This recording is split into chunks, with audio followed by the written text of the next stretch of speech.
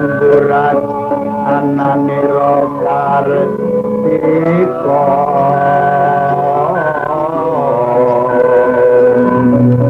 lir mutyara kang sinengling asya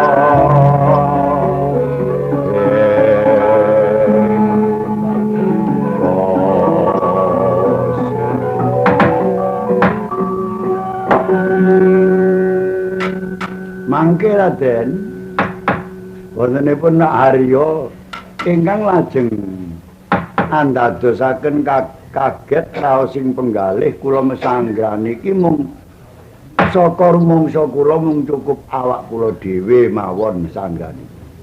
Sono luruh dadean niki kerawuhan malih tigang perkawis ngene iku. Raden Arya Kartowarma sampeyan kalian paman Begawan Kerpa. Paman Begawan Kerpa kinanti malih lan Gusti kula Ratu Ayu Bonowati ingkang kok nggih ngane-anehi. Menika putri-putri dipun ajak dhateng sanggrahan madyaning wana mriki. Menika sakjaning mekaten lajeng mboten menapa menika mboten kados mboten lenggono mekaten raosing manah kula menika. Sampun ngantos wonten putri nderek-nderek mlebet dhateng pesanggrahan ngriki. Mbok menawi kula mangke nggadahi penggalih ingkang kados pundi kemawon mboten saged tenang raosing penggalih. Ya bener kaya mengkono Bambang Swatama, aja ndadekno mesgul penggalih. Aku iki ngrumangsani ya Kurawa. Lah uga kahananmu ya uga kepetung warga Kurawa. Nadyan kahananing yaiku panjenenganing Reksi Kerpa ya uga mengkono ya warga Kurawa. Lah luwih-luwih kahananing Kang Mbok Bayu Ratu Bonowati. Iki sakjaning mengkono sing kari iki mung siji aku dhewe Kurawa iki. Lah garwa Kurawa yaiku garwa-garwaning Kakang Prabu Duryudana sing wis prapteng lena dina mengko sinedan kan Pandhawa iku. Lah iki kekarepan aku ya ngumpul kene wae. Yen pancen ngrumangsani sliramu aku petungane melu karo sliramu ana ing pesanggrahan iki lantaran aku ora ngrumangsani duweni kekuatan apa-apa ana ing pesanggrahanmu kene. Lah lajeng kula piyambak inggih mekaten. Budidaya kula niki kula ngrumaosi mung gadah tiyang sepuh tok Kanjeng Rama tok. Kanjeng Rama niku sepisan nggih kena tinembungaken pancen niku sudirma kula, tiyang sepuh kula, prapteng lena diprajaya. Kula mboten mandeng Pandhawa, mboten mandeng sinten, mboten mandeng sinten. Kula nyumerapi piyambak menawi ingkang mejahe menika Trusna Jumena. Trusna Jumena niku putraning Prabu ing menika Cempalareja. Lah dening kawontenaning Trusna Jumena niku nyata-nyata dadi senopati Pandhawa. Sedaning Kanjeng Rama sampun nyata dipun pejahi Trusna Jumena. Wara Sri Kandi, Dulpadi niku petungane putraning Prabu Drupada. Putraning Prabu Drupada. Dadi mungsuh kula niki mboten enten liya-liya kejaba mung putraning Prabu Drupada niku tok sing dadi mungsuh kula niku petungane niku mung niku. Karuan cek nek perkara Drupada ngoten wong karuan pancen nggih pun mati, dinapakno wong mati. Kula nggih mboten iso nuruti penggalih Kanjeng Rama sing duweni sedya bakal nyirnakaken kelawan Prabu Drupada sapiturute niku. Wong karuan nggih pun mati Drupada. Mung kari anake sing gawe patining Kanjeng Rama. Lah kula niki mestine males potang kali niki. Lho iku ra sak mestine sih. Sing semono iku ra sak mestine. Kahananing banjur kudu ngalapati Trusna Jumena iki. Tapi dienggo apa nek mateni mung Trusna Jumena tok. Ta Sri Kandi tok. Ta Dulpadi tok. tinimbang ngono ra luwung Pandhawa mesisan pateni mesisan. Lah nek pancen wonten kasdu mekaten kula nggih mboten sayang malih-malih. Nanging lajeng kegiatan apa sing perlu kangge mejahi kalian para Pandhawa? Sing perlu dhisik nggih niku Trutajumeneng yen pun Trutajumeneng mati Sri Kandi. Banjur sinten putra napa putraning Dulpadine pateni. Sinten petungane sing bala saka nggih niku Cempolreja niku. Pamili-pamili saka Cempolreja niku sing damel mes guling manakula lintune niku mboten enten ngoten lho. Alhamdulillah ya kaya mengkono aku ya kudu banjur manut karo apa sing dadi kaananing kekarepan-kekarepanmu. Ngene ya, Ngger. Duwe kekarepan iku aja njunjung sawiji tok. Iku upama banjur duwe kekarepan sing semono iku mung tetembungane njunjung malesing atimu, mesguling atimu, satru ati iku jenenge. Mula bukaning apa ramamu nganti tekaning pati rak lantaran saka njunjung karo kananing para kadang Kurawa yaiku kekuataning Prabu Gustimu Prabu Duryudana nalika semono iku sing dijunjung bisa widodok anggoning jumeneng ratu ana ing kraton Ngastina. Ora bisa ya dadi apa. Ora bisa ya dadi apa. Wong sing menang dadi ratu iki ana lha iki. Bendaramu Kartowarma iki ya pitungane ya menang dadi ratu. Pamane ora ana Prabu Duryudana Lesmana Mandrakumala ya ora ana. Ya Kartowarma iki sing dadi ratu. Hasil ramu mung dadi penujuman kena. Dadi pandhitaning kraton kena. Dadi senopatining kraton ya kena. Waton Kartowarma jumeneng ratu. Lho ngono lho sing dadi karepan aku iki. Mula slirane aja ngemungno siji nagih potang menyang sedaning Rama Reksi Kumbayana iku biyen tok. Lah nggih menawi ngaten nggih kula nyemanggakaken lah sakniki lho enten Gusti kula Ratu Ayu Banawati kok lajeng nderek ngriki. Iki tak gendeng, sliramu ora kena mikir perkara iki. Lah mongko sedya kula niki badhe mlebet Duratmaka dhateng lebeting pesanggrahan kados pundi lho niki. Lho perkara mlebu, ayo dileboni barengan wong telu. Lah dening kananing Mbak Ayu, Ratu Ayu Banawati ya ben nunggu ana kene. Ngono ae ra wis. Oh, lan nggih menawi ngaten, menapa kinten Gusti kula inggih kersa nengga wonten mriki, Gusti panjenengan. Lah menawi panjenengan kersa nengga wonten mriki, kula nggih lajeng kados pundi malih? Iya ya sembarang yen pancen nyata kaya mengkono. Aku gak duwe pikiran apa-apa kok. Aku gak duwe pikiran sing kira-kira banjur ora nyocoki karo rasa atimu iku ora. Aku mung ora ana Kanjeng Rama ya wis seda. Lah banjur sapa maneh? Nggih nek enget niku kula malih. Ya napa niki?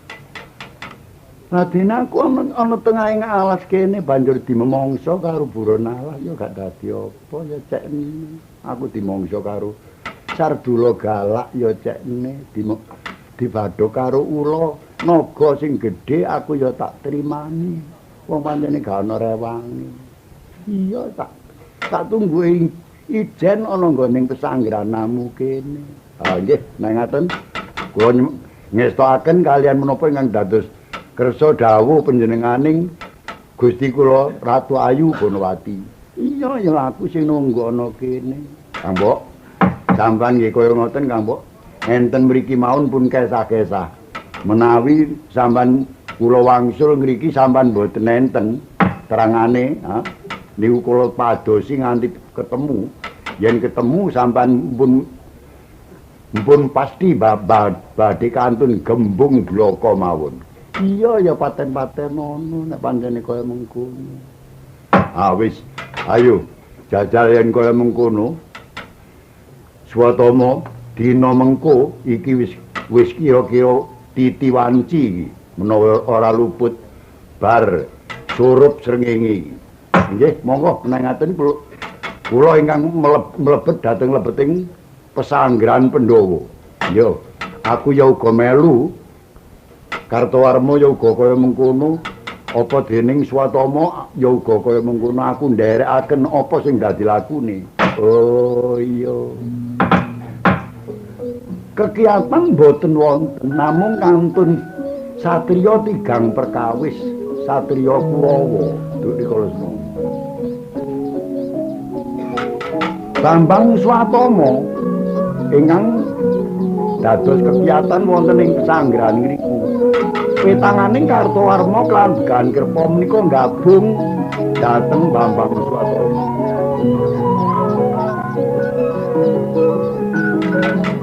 Rina jongan kan Raden Arya Kartowarma menapa dening Begahan Kerpa bengiku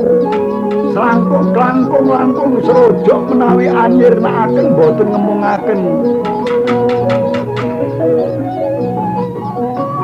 mangsa ingkang saking Cempolreja kemawon.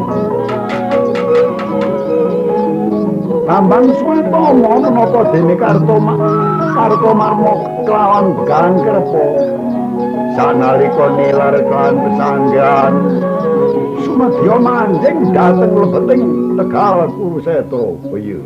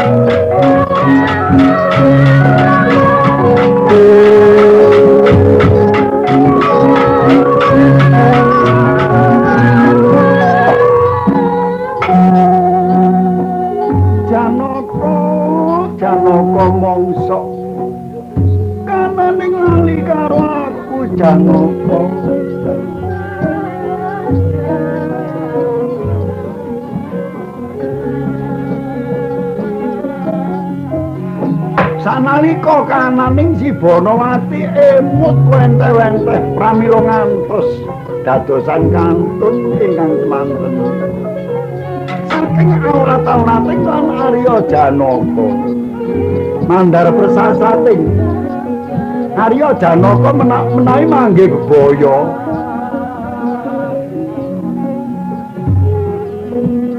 ingriku kapundhutaken Lisatara ingkang wonten ing angganing Prabu Suyodono.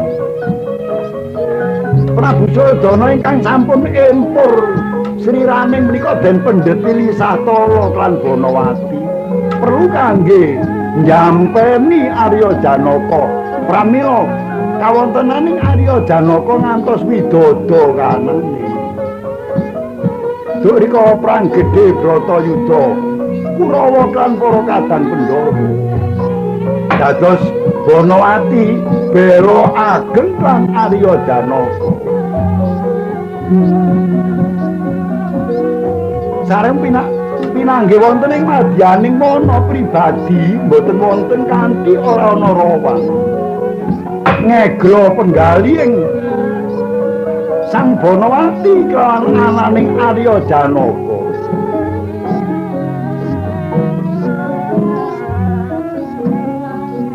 Tampaya menyang ndi ananing Janaka mongso aku bakal mlebu menyang ing jeroning pesanggrahan. Ya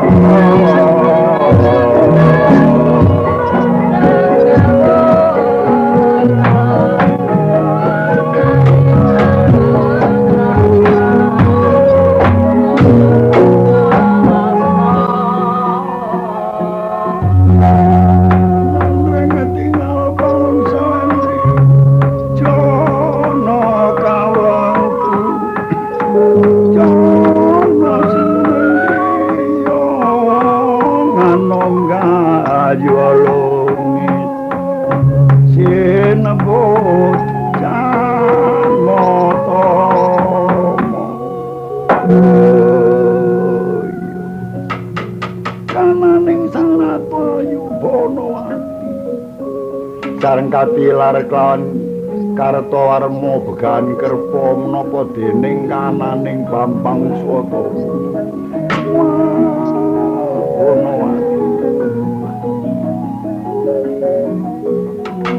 Namung kengeten Kang Arya Janaka kemawon pancine sampun peteng,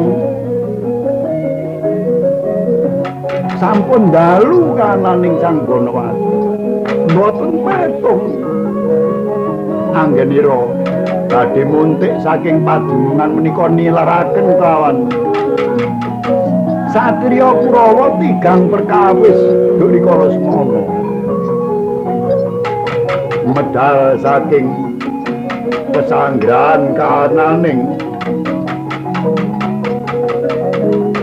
Sang Gonawati piyambaking sumedya ngupaya kan Arya Janaka Biya.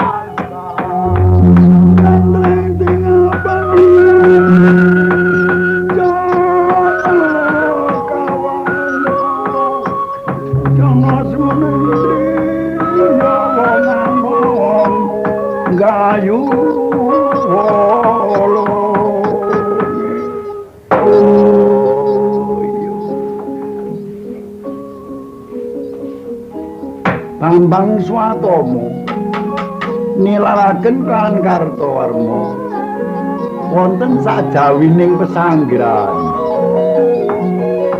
Pesanggrahaning para Pandhawa.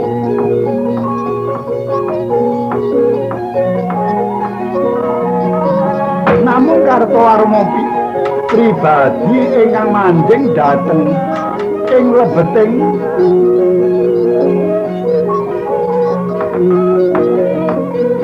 bumi pesanggrahan mriku.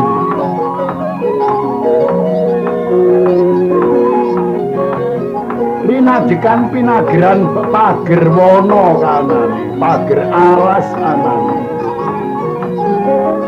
sampun ngantos kawistara piyambaking menawi lajeng mlebet dhateng ing lebeting perkawisan perkarangan karangan pesanggrahan ngriku. Pramila ngantos kedadosan linandak lawan Bambang Swatomo ingkang kinarya boten sanget kejawi namung pusaka paringipun ingkang Rama ingkang sinebataken Tundha Manik asmane. Tundha Manik menika menawi den puja jemparing dadi jemparing pinuja dados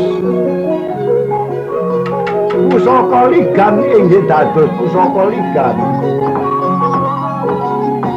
lan menapa ingkang den tudingaken lan Bambang Swatomo pratamtu ingriku rantas kananing menapa ingkang tinuding lan Tundha Manik menika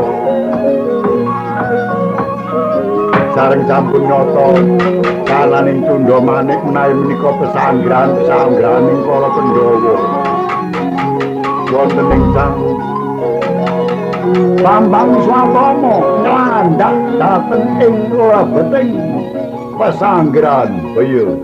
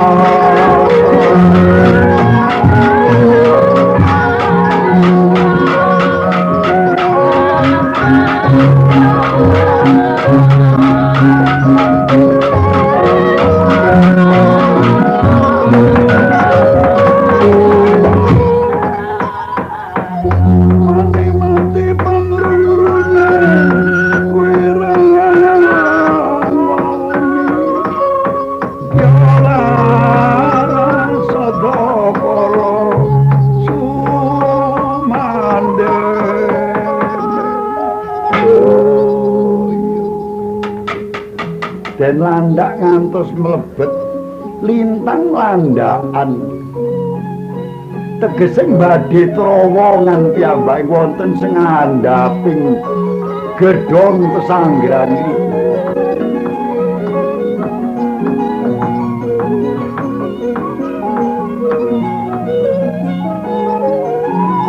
Ingkang liniga tetep kanane namung Angliga Tundha Manik kemawon.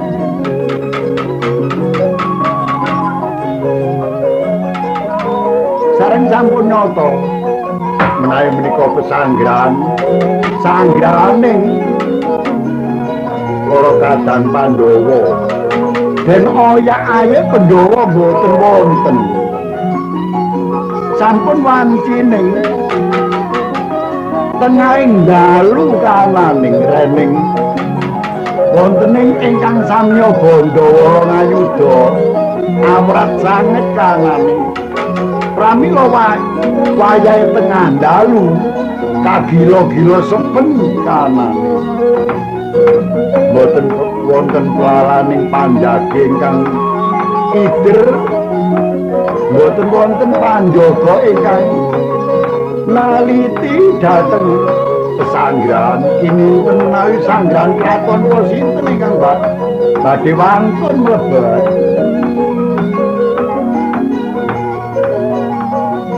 boten semerat jawining menawi Bambang Swatama sampun manjing dhateng ing dasaring Buntala ingkang lintang lelandaan kana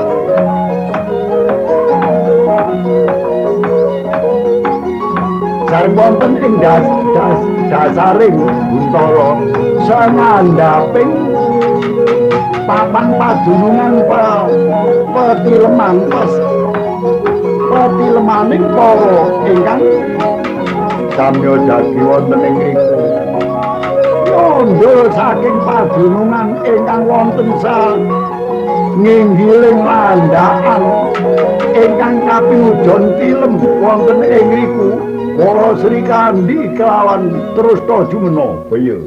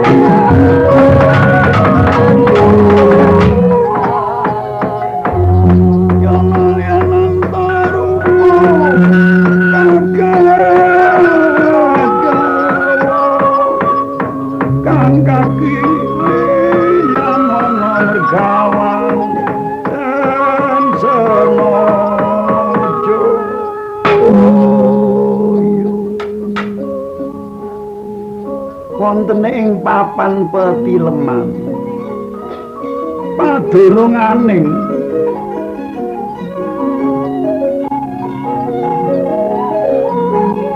para Sri Resi Kumbayana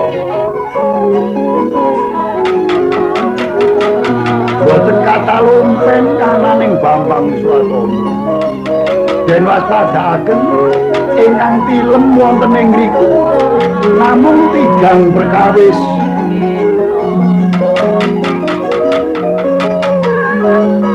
dene kanane Trustajumena lan ingkang Mbak Ayu para Sri Kandi Dosa Jumena ingkang dedunung wonten ing dasar namung beber kan gelaran katen kemawon. Dene kananing Sang Para Srikandi wonten ing inggil dipan. Ingkang kinarya katileman padununganing Sang Para Srikandi. Lah wonten iringing Para Srikandi boten sanes namung asma pengembangan katinggih mawon pawongan. Trenggilas Bambang Swatana sanalika kananing Sang Krishna Jumena den tigas janggane. Rateng leno Para Srikandi den jambak ritmane den tigas janggane. Sanalika prateng leno sareng sampun terus Jumena kan Para Srikandi prateng leno sanalika Bambang Swatana handrosaken ingkang dados lampahing.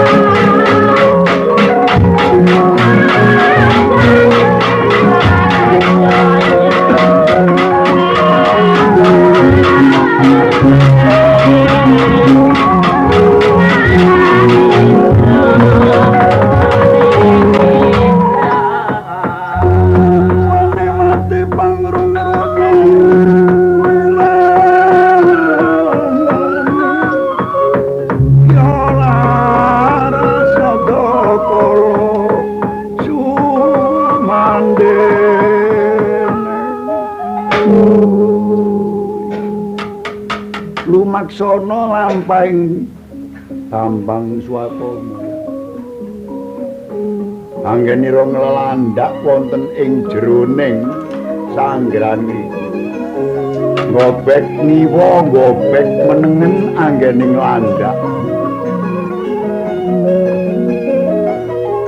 ingkang den upaya namung kawontenaning para Pandhawa boten mangertos menawi Pandhawa menika medal saking lebeting pesanggrahan.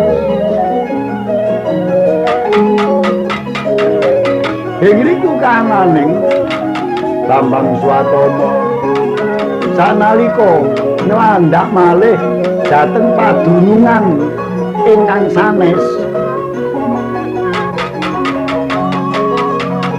ingkang den nyatakaken kejawi namung kawontenaning nginggil sareng sampun ketingal wonten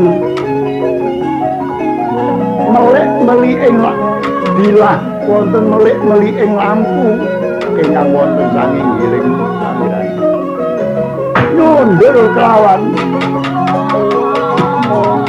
pelandaan kapinujon wonten ing papan patilemaning Pancawala Baya.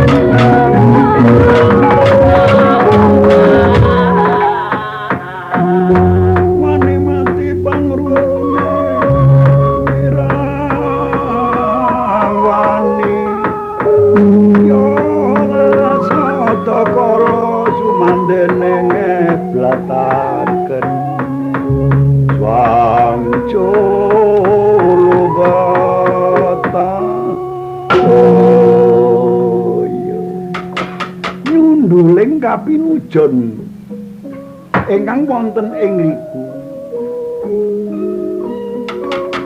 papan pati lemaning sang Pancawala menawi netepaken kawontenaning Pancawala menika putra-putraning Sinuwun Kantadewa ingkang patutan lan Ratu Ayu.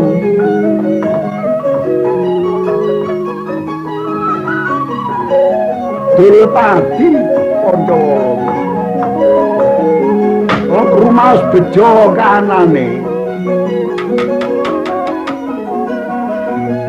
Pinanggih lan Pancawala menika kepara tamtu badhe calon ratu negari Ngastina menika inggih Pancawala menika.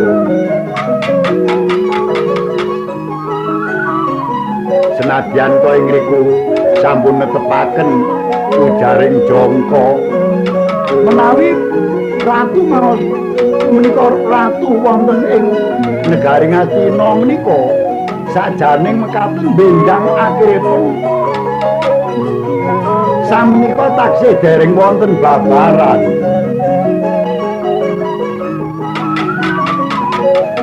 Dados taksih den rendem wonten ing jeroning wadi-wadine lelampahan. Pramila kinanggep kan Bambang Swatama langkung bejo nirnakaken Kang Pancawala. Jambak ritmaning kan Bambang Swatama. Jonggo den tigas kan Cundha Manik ngantos sedadalan Prating Lena Pancawala.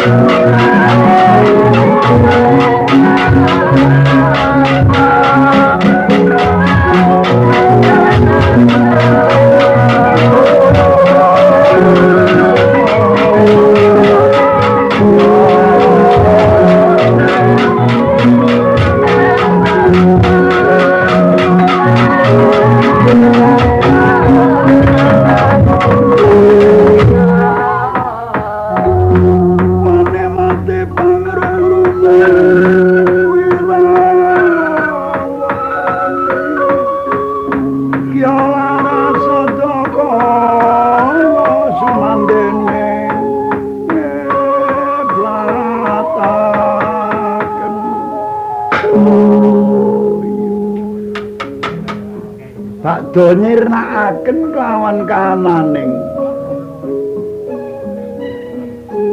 Pancawara ngantos gumuruh kananing Jawi kaya ana gegeran kananing Jawi awit menapa ingkang kados wonten gegeran nika mboten sanes namung Kartowarma kelawan sang Begawan Kerpa ingkang merapi menawi para Pandhawa sampun wonten ing pesanggrahan niku sareng wonten kedadosan ingkang mekaten Henriku kananing sang Begawan Kerpa kirim swara dhateng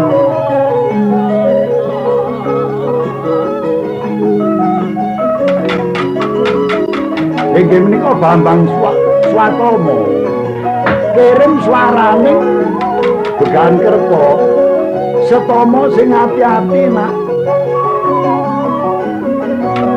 sing ati-ati ana ing jeroning landhakanamu sanyatane kananing landhakanamu iku kepethung primpen nanging mbok menawa mengko kedengaran tanpa Pandhawa sebab Pandhawa wis teka delengen abane njaba geger rame nika mengkono sing ati-ati temen lho Bambang Swatama kanan yen kurang ati-ati kananmu bisa uga nganti tekaning leno kanan sareng wonten kedadosan mekaten mboten gobres kananing sang Bambang Swatama dhateng andikaning ingkang paman nyelentung piyambake wonten ing lebeting landhakan kemawon ingkang den incer mboten sanes kejawi namung garwa-garwaning Angkawijaya ingkang den sebataken Ni Dewi Utari ingkang Garbini nika ingkang den upaya menawi sampun nyata-nyata pinanggih kan Ni Dewi Utari badhe den prajaya padaraning badhe den bedel bayine den prajaya pindah nika ingkang dados kersaning sang Bambang Swatama sanalika kananing Bambang Swatama nyelindung wonten ing lebeting landhakan riku kemawon iya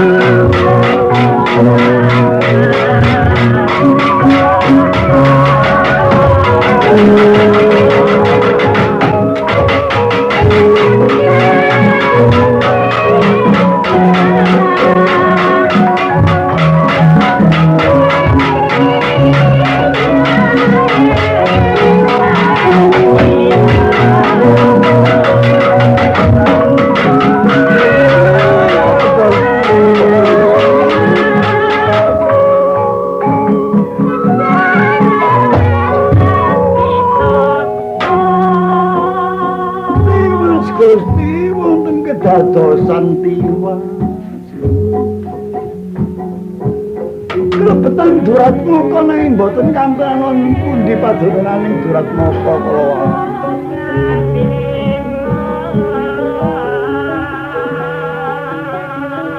Ni Dewi Utari piyambake ingkang taksih ketingal padaran ingkang daya-daya ngraosaken sakiting srira kados-kados boten kiyat nglawat wonten ing sang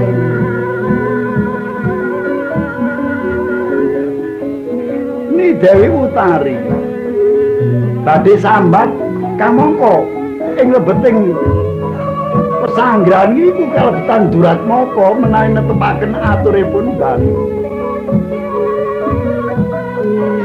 sanalika njerit kananing para putri ingkang taksih kantun wonten ing mriki para ban-ban pating celerik para pawongan pating jelerit nyata-nyata menawi wonten ingkang kedadosan sampun prapting lena ngantos ketembang liring senjata tinggal ketaling saking Sri Kresna para kadang Pandhawa ingkang wonten sajawining pesanggrahan niku sumedya dongsong-dongsong lumebeng dhateng ing lebeting pesanggrahan ngriku kananing para kadang-kadang Pandhawa ya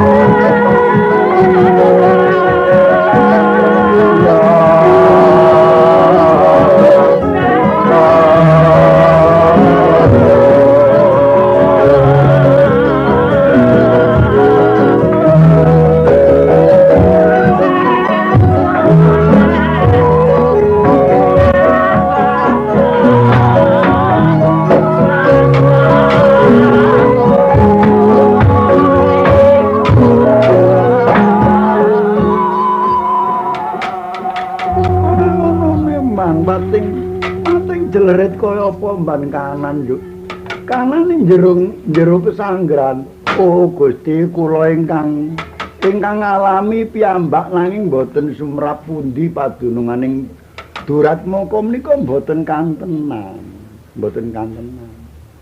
nanging lajeng ingkang kula titi boten sanes namung Gusti kula inggih menika wala Sri Kandi ingkang sampun seda dipun tigas murdaning lan Duratmaka lajeng inggih menika Gusti kula Senopati.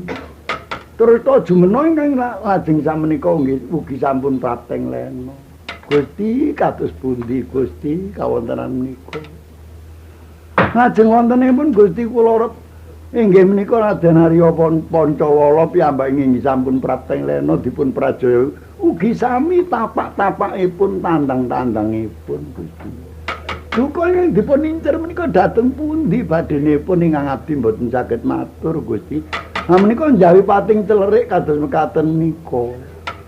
Kados pundi Gusti menika panjenengan kok lajeng kula tingali sampun wungu anggen lah ya aku anggonku tangi iki mang ya krungu abane kok pating blerok pating jererit ngono. Apa sing dadi kedadan iku?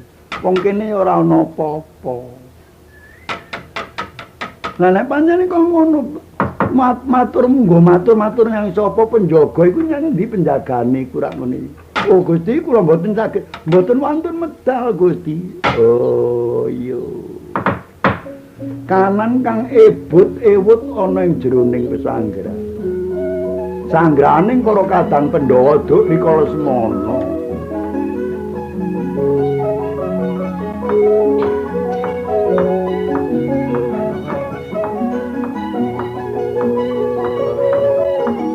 Utari piyambak mboten wantun medal piyambak.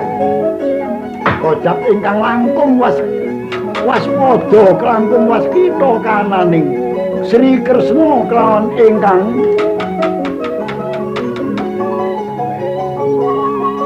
Rayi Harya Janaka napa dening wonten ing mangun diwangsa la dening ingkang wonten Jawi tetep sinuwun ngamarta kelawan ingkang Rayi Sena menapa dening wonten ing Nakula kan Sadewa Kresna sanalika ndobrak kori ingkang dipun dunungi kan sang Dewi Utari Sri Kresna manjing dhateng papan patilemaning sang Utari lan Arya Janaka piye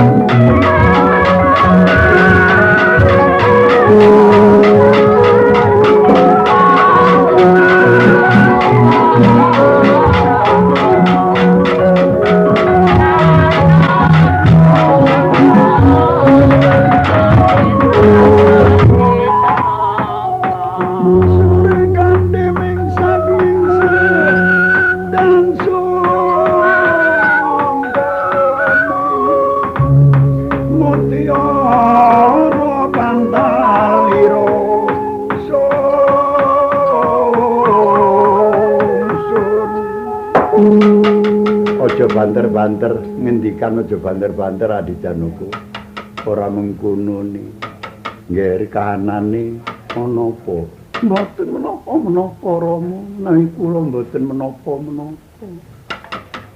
nanging kados pundi kawontenan Jawi kados mekaten Ibu para Sri Kandi nggih sampun tigas murdane terus to jumena nggih sampun tigas langkung Kakang Pancawala sampun inggih prapteng lena dipun prajaya kan Duratmaka nanging kula mboten saged matur Rama kula padaran kula sakiting sanget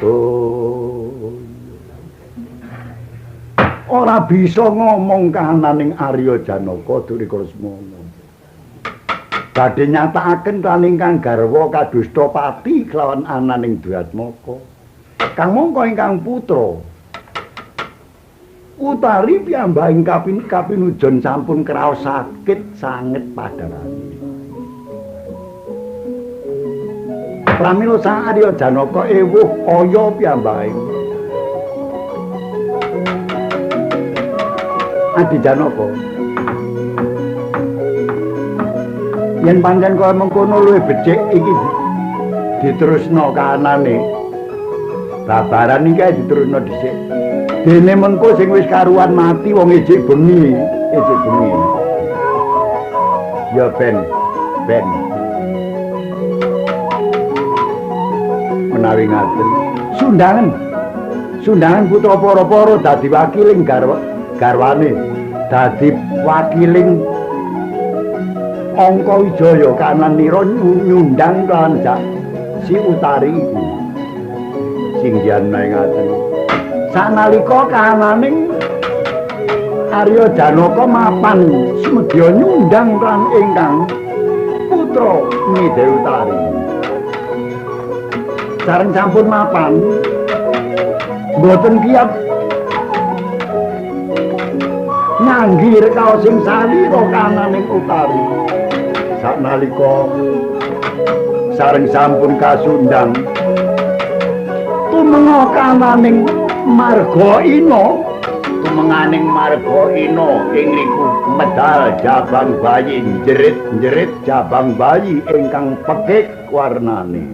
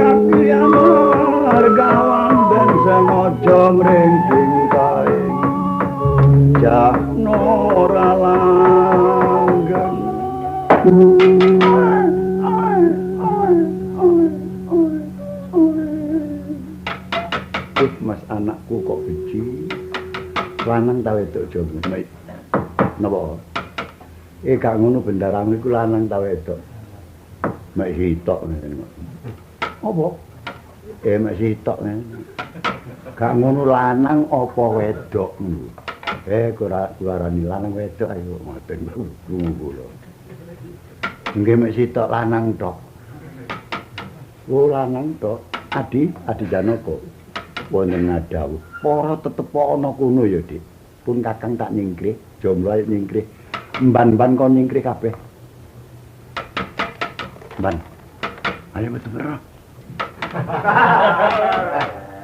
kang ngono lha apa sih wis arep mrono kok karo aku tak terno ya apa tak terno ya hus lu aku dihusin marine wong kon ngawur ayo karo aku kene nyingkrih ngono kon nyingkriya. Ha iki aku tak rumate kananing bayi iki. Oh iya.